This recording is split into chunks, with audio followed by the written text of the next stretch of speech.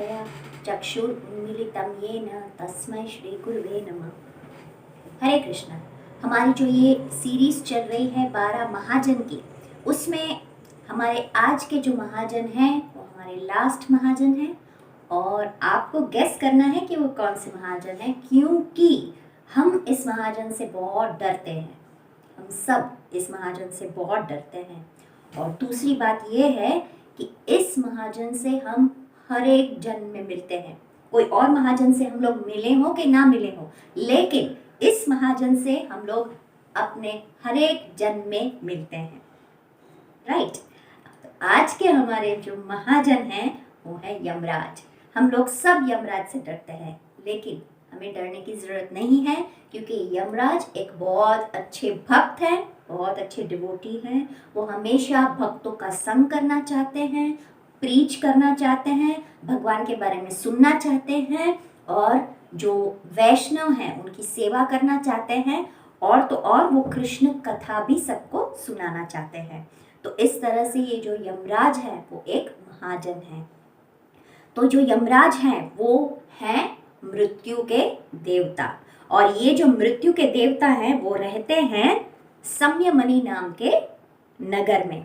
और वहाँ पे वो जो उनकी जो ये सेवा है सबको दंड देने की, जो पुण्यशाली नहीं है उनको वो दंड देते हैं, नरक भेजते हैं, और जो पुण्यशाली हैं उनको वो स्वर्ग भेजते हैं।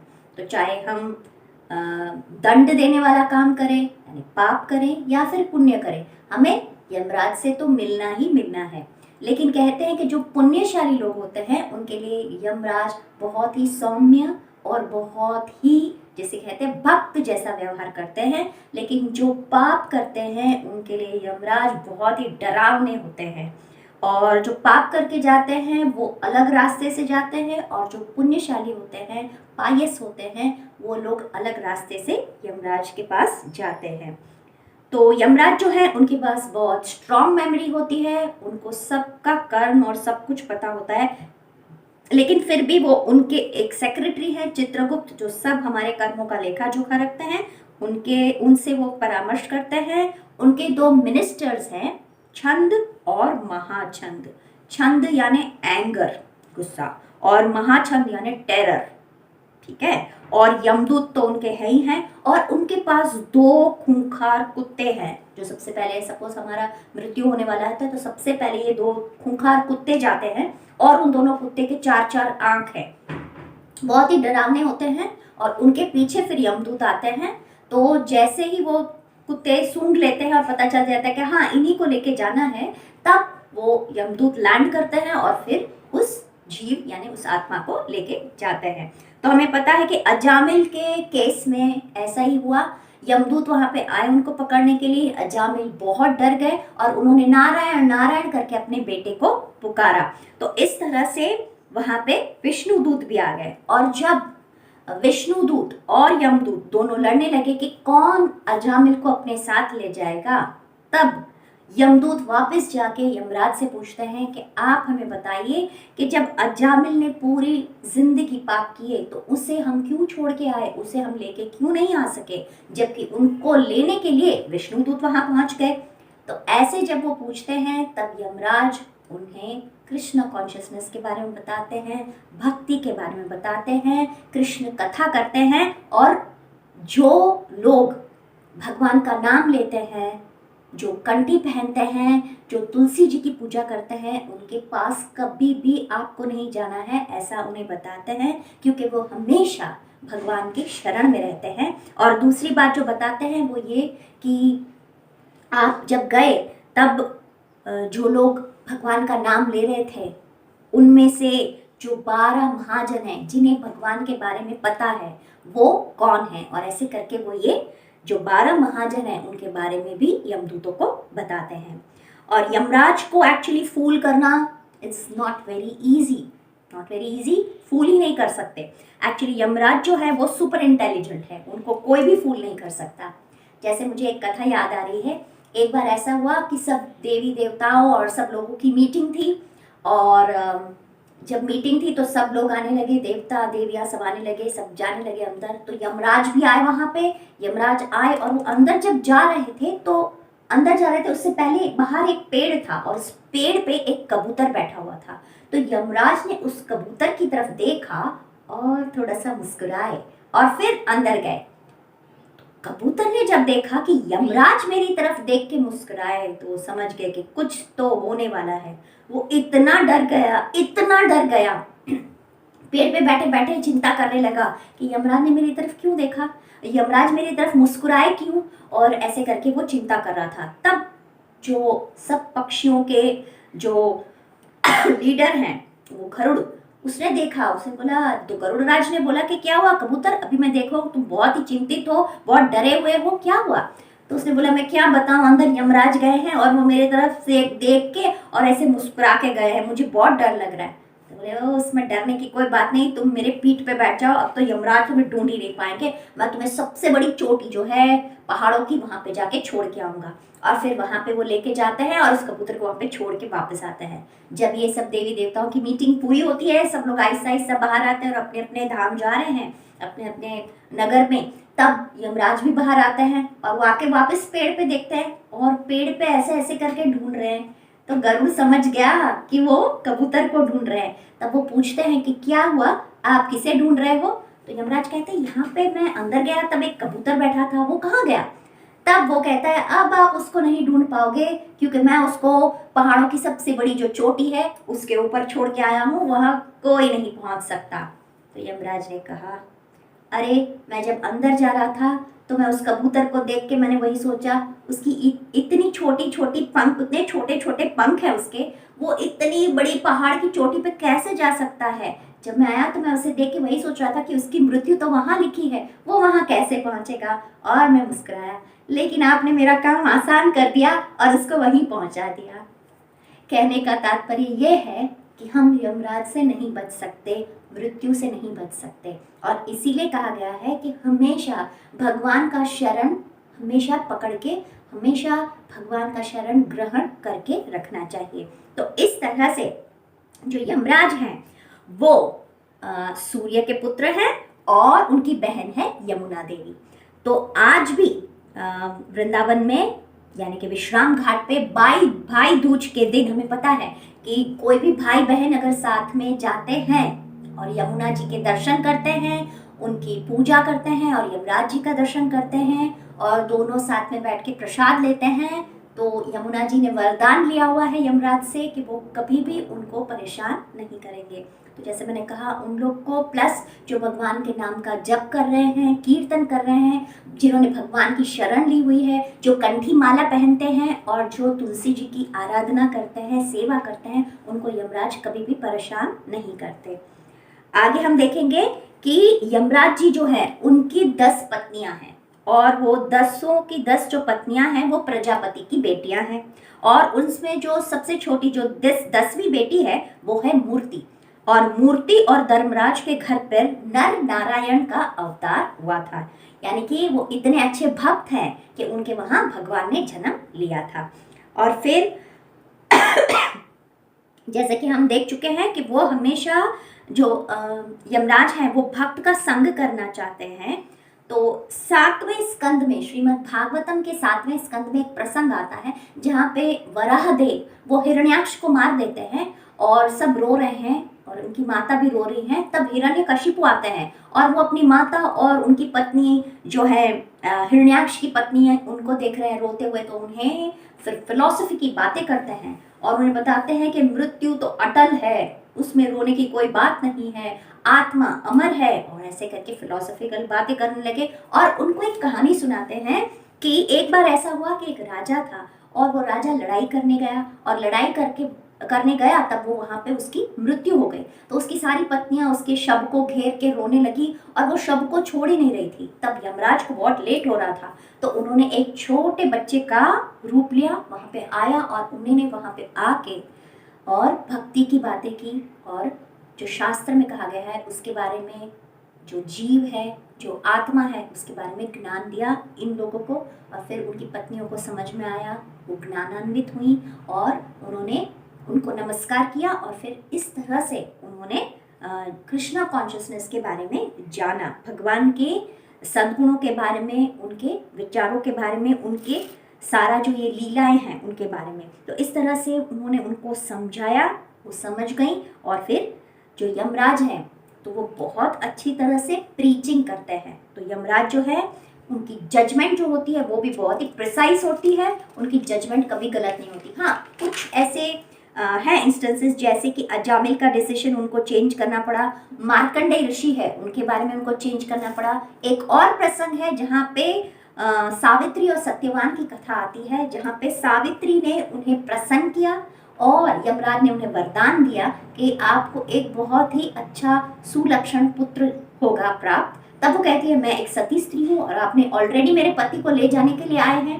तब उन्हें अपना डिसीजन जो है वो चेंज करना पड़ता है। तो इस तरह से जो यमराज हैं वो अपना वहाँ पे जो इतना जो ये बहुत ही ऐसा सर्विस कह सकते हैं जो उनको अच्छा तो नहीं लगता, लेकिन भगवान की खुशी के लिए वो ये सर्विस कर रहे हैं। तब उन्हें कभी कभी ऐसा लगता है कि मुझे भी एक दो बार मुझे भी कभी ब्रेक मिल जाए तो अच्छा है, और मैं भी भगवान का कीर्तन करूं, भगवान का गान करूं, भगवान का प्रीचिंग करूं। तब एक बार महाभारत और बृहद भागवतम में एक कथा आती है जहाँ पे एक राजा के महल में कुछ गुंडे, कुछ थीव्स, चोर, वो जाते हैं चोरी करने के लिए और चोरी करके दौड़ते हैं, उनके पीछे सिपाही भी दौड़ते हैं उन्हें पकड़ने के लिए। तब वो जंगल में चले जाते हैं और जंगल में एक आश्रम होता है, वहां पे छुप जाते हैं। और वो आश्रम होता है मांडुक ऋषि का। और मांडुक ऋषि वहां पे तपस्या कर रहे थे आंख बंद करके, उन्हें कुछ पता नहीं था।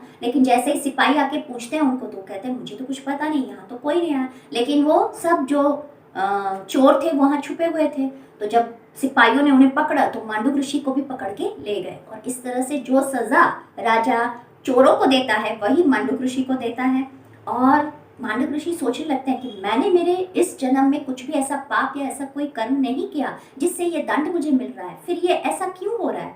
तभी कुछ साधु आते हैं और मांडुक ऋषि को छुड़ाते हैं, राजा से कहते हैं कि आपसे कुछ गलती हुई है। राजा को पछतावा होता है, वो ऋषि को छोड़ता है। लेकिन ऋषि सोचता है नहीं, मैं सबसे पहले जाऊंगा यमराज के पास और उनसे पूछूंगा कि आपसे ऐसी गलती कैसे हो गई।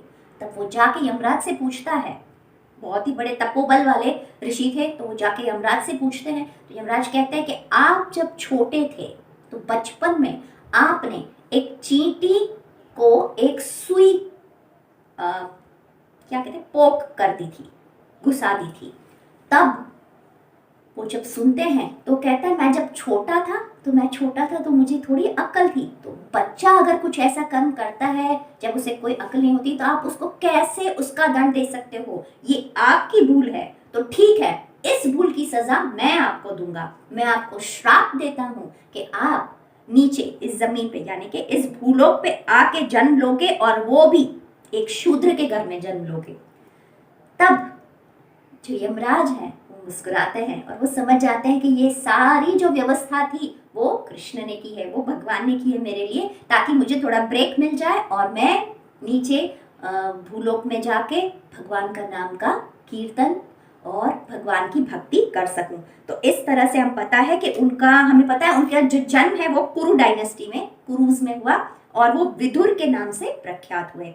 वो बहुत ही बड़े वेता थे और वो वेद व्यास जी और एक दासी के पुत्र थे। तो इस तरह से उन्होंने अपना पूरा जीवन भगवान के लिए न्यौछावर किया, भगवान की भक्ति की। धृतराष्ट्र को हमेशा सही सलाह देते थे, उन्होंने दुर्योधन को भी बहुत समझाने की कोशिश की।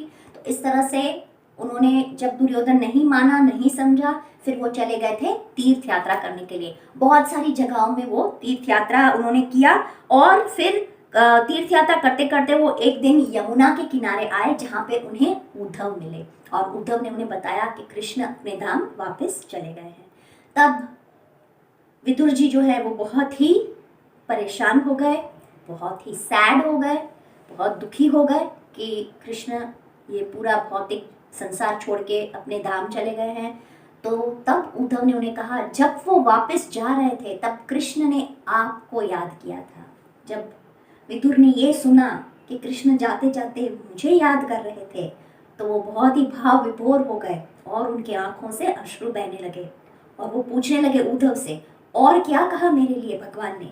तब विदुर को उद्धव जी ने कहा कि आप एक काम करिए, आप गंगा के किनारे जाइए और मैत्रेय ऋषि के पास जाइए, क्योंकि मेरे साथ मैत्रेय ऋषि भी थे वहाँ पे और वो आपको सब बताएंगे। तब विदुर जी वहाँ से जाते हैं और गंगा के किनारे वो हरिद्वार में जाके मैत्रेय ऋषि से मिलते हैं और वहाँ पे गंगा के तट पे बैठ के वो मैत्रेय ऋषि से सारा आख्यान, पूरा व्याख्यान सुन रहे हैं। हमें पता है कि पूरा भागवतम में उसमें थोड़ा जो आख्यान है वो विदुर जी और मैत्रेय ऋषि का संवाद जो है उस पे है और वो पूरा अच्छे से उनके पास में सुनते हैं। जब वो सुन रहे होते हैं, वैसे तो उनको सुनना इतना अच्छा लगता है, श्रवण करना भगवान के बारे में इतना अच्छा लगता है, लेकिन फिर उन्हें याद आ गई अपने भाई धृतराष्ट्र की, जो सच में डिवोटी होता है, वो बहुत कंपैशनेट होता है, वो सिर्फ अपने बारे में नहीं सोचता। तो वो सब कुछ छोड़ के मैत्रेय ऋषि को प्रणाम करके वापस हस्तिनापुर जाते हैं और वहाँ विदुर जी धृतराष्ट्र के गुरु बन के उनको वहाँ से निकाल के ले जाते हैं और उनको हिमालय ले जाते हैं और भगवान की भक्ति में लगाते हैं।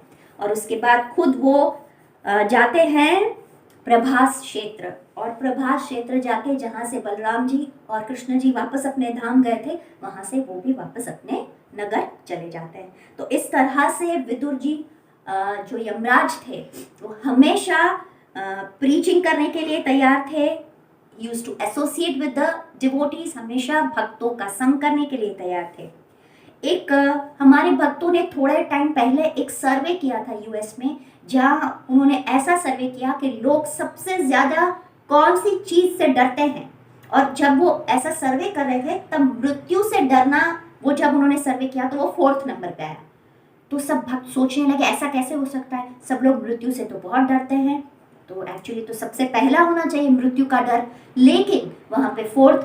तब एक भक्त ने बहुत अच्छे से समझाया कि सही बात है, हम लोग ऐसे बुद्धू हैं, हम लोग को कुछ समझ में नहीं आता। जैसे यक्ष ने युधिष्ठिर महाराज से प्रश्न पूछा था कि भाई ऐसी कौन सी चीज है आश्चर्य करने वाली बात, वो मुझे बताओ। तब युधिष्ठिर जी ने भी यही कहा था, उस यक्ष से जवाब दिया था कि हम सबको पता है कि मृत्यु आने वाली है, फिर भी हमें ऐसा लगता है कि हमारे साथ ऐसा कुछ होने वाला नहीं है, हमारा पति, हमारे बच्चे, हमारा परिवार हमें बचा लेंगे, लेकिन अगर हमें कोई बचा सकता है तो वो है भगवान। इसलिए यहाँ पे हमें यमराज जी जो बातें सिखाते हैं वो 3 बातें सिखाते हैं कि मृत्यु कभी भी आ सकती है, तो हमें क्या करना है, एसोसिएशन ऑफ द डिवोटीज, भक्तों का संग करना है, हमें कृष्ण का सेकंड, हमें कृष्ण का संग यानी कि कृष्ण के चरण कमलों का संग प्राप्त करना है, उनका शेल्टर प्राप्त करना है, और तीसरा चैंट द होली नेम